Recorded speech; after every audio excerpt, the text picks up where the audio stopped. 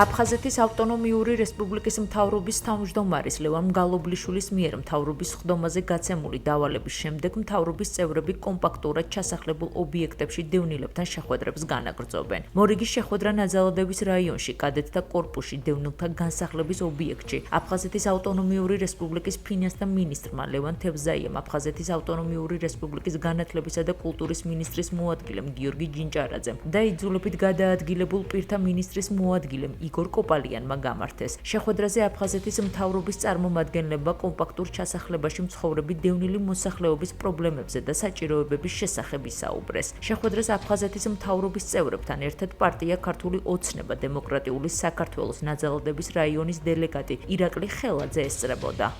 აფხაზეთის მთავრობის თავმჯდომარის ბატონ ლევან მგალობლიშვილის დავალებით ჩვენ ვიმყოფებით ახლა ნაძალადევის რაიონში დევნილთა კომპაქტურ ჩასახლებაში გავეცანით მათ პრობლემატურ საკითხებს არის რიგი საკითხები სოციალური, ეკონომიკური, მათ შორის ინფრასტრუქტურული ჩვენ შევესწრებით მაქსიმალურად მოკლე ვადაში უზრუნველყოთ მათი ამ პრობლემების აღმოფხვრა შესაძლებლობის პარგლებში.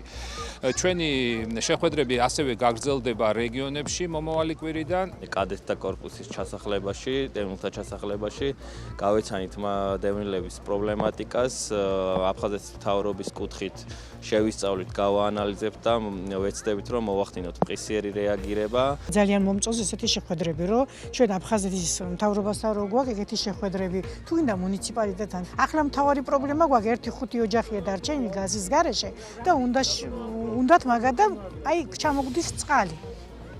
ამაზე გვინდოდა გვესაუბრა და კი გვითხრეს, მიგვიღეს კარგად, გვითხრეს, მოვალთო გავაკეთებთო და ჩვენც მაგის იმედი გვაქვს.